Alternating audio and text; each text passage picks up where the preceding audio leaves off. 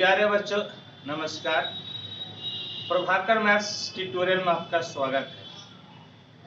आज हम लोग BSc math honours part 1 paper 2 group C Tilka Manjhi Bhagalpur university के लिए पहले सिलेबस को जानेंगे और फिर एक एक करके हम लोग टॉपिक वाइज पढ़ाई करेंगे।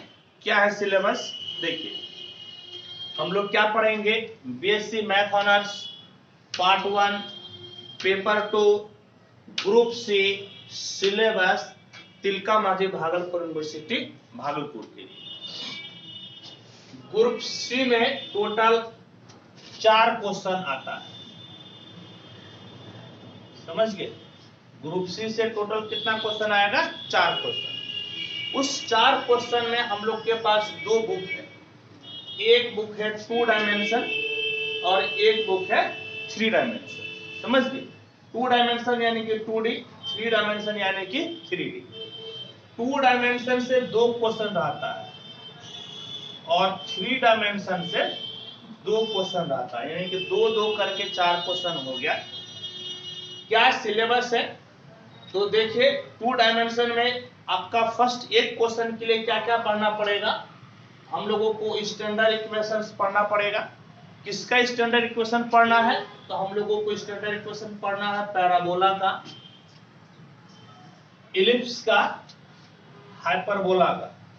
सबसे पहले इनका स्टैंडर्ड इक्वेशन पढ़ना है और फिर जो है कि उनका प्रॉपर्टीज पढ़ना है। प्रॉपर्टीज पढ़ने का मतलब कि टेंजेंट नॉर्मल का इक्वेशन निकालना है और भी कई सारे क्वेश्चन इसमें आते हैं जिसको हम लोग सॉल्व करेंगे। इतना पढ़ने से एक क्वेश्चन आपका कंप्लीट आएगा। एक क्वेश्चन का मतलब है कि इसमें आपको जो है 2 भागों में बांट कर देगा, समझ गए। 2 भागों में बांट कर देगा। कोई भी क्वेश्चन रहेगा ए और बी, जब ए और बी आप कंप्लीट सॉल्व कीजिएगा तब आपका एक क्वेश्चन काउंट होगा, समझ गए। यानी कि एक क्वेश्चन में आपका कितना क्वेश्चन रहेगा? 2 क्वेश्चन रहेगा, ए और बी। इस दोनों क्वेश्चन को यदि आप सॉल्व कीजिएगा तभी एक क्वेश्चन काउंट होता है। फिर अगले क्वेश्चन के लिए क्या क्या पढ़ना है? तो अगले क्वेश्चन के लिए हम लोगों को पढ़ना है reduction of general equation of second degree into standard form. यानी कि सेकेंड डिग्री का हम लोगों का सेकेंड डिग्री का इक्वेशन रहेगा और उस चीज को रिड्यूस करके हम लोगों को स्टैंडर्ड फॉर्म में लाना है, समझ गए। रिड्यूस करके हम लोगों को स्टैंडर्ड फॉर्म में लाना है। फिर हम लोगों को क्या पढ़ना है? टेंजेंट्स और नॉर्मल का इक्वेशन, समझ गए। टेंजेंट और नॉर्मल का इक्वेशन पढ़ना है और फिर हम लोगों को पढ़ना है कोनिक, और कोनिक का हम लोगों को पढ़ना है पोलर इक्वेशन। हम लोगों को पढ़ना है कोनिक और कोनिक का क्या पढ़ना है? Polar equation. इस चीज से एक क्वेश्चन आपका आएगा, समझ गए।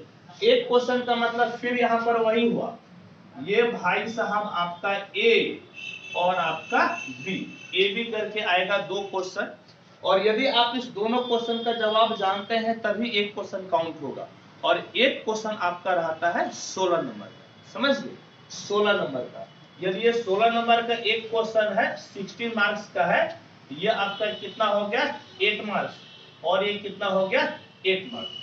ये यदि आपका 16 मार्क्स का है तो ये भाई साहब 8 मार्क्स और ये भी भाई साहब आपका हो गया 8 मार्क्स का, ठीक।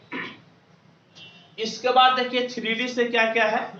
3D का क्या सिलेबस है? तो 3D में हम लोगों को पढ़ना है direction cosines, plane, straight line, shortest distance, और हम लोगों को पढ़ना है स्फीयर, समझ गए। इतना पढ़ेंगे तो एक क्वेश्चन आपका कंप्लीट हो जाएगा। रूल यही है, एबी वाला रूल है। और फिर अगले क्वेश्चन के लिए हम लोगों को पढ़ना है कोन, सिलेंडर, सेंट्रल कोनिकॉइड जिसमें आपका इलिप्सॉइड आएगा, कंजुगेट डायमीटर और पैराबोलॉइड हम लोगों को पढ़ना है।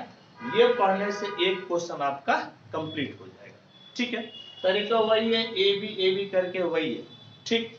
और बात है बुक का, तो बुक हम लोग कई सारे बुक को पढ़ सकते हैं, जिसमें से कुछ बुक जो है जो कि स्पेशली बिहार के लिए जो है वो बुक आपको मैं बता देता हूँ। फर्स्ट प्रायोरिटी आपको देना है लालजी प्रसाद। सेकेंड, टीच योर सेल्फ, आपका जो एक प्रकार का गाइड ही आता है, लेकिन वो बहुत अच्छी बुक होती है। हम लोग टीच योर सेल्फ की मदद लेंगे। टीच योर सेल्फ की मदद लेंगे। प्रगति प्रकाशन, प्रगति प्रकाशन के बुक की हम लोग मदद लेंगे, समझ गए। लेकिन मेन प्रायोरिटी आप देखिएगा कि बिहार में जहां भी आपका एग्जाम होता है उसके लिए लालजी प्रसाद आपका बेस्ट बुक है, नंबर 1 आप उसी को दीजिएगा।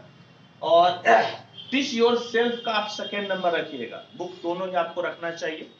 और फिर हम लोग किस बुक को पढ़ेंगे, प्रगति प्रकाशन के बुक से भी हम लोग पढ़ेंगे। होप कि ये सिलेबस आपको स्पष्ट हो गया होगा प्यारे बच्चों, कोई दिक्कत कोई समस्या आपको नहीं रही होगी। तो हम लोग स्टार्ट करेंगे कोऑर्डिनेट ज्योमेट्री से, आप इसको नोट कीजिए और फिर अगले लेक्चर में मैं आपको बताता हूं, इंट्रोडक्शन देता हूं कोऑर्डिनेट ज्योमेट्री का। पहले आप इसको नोट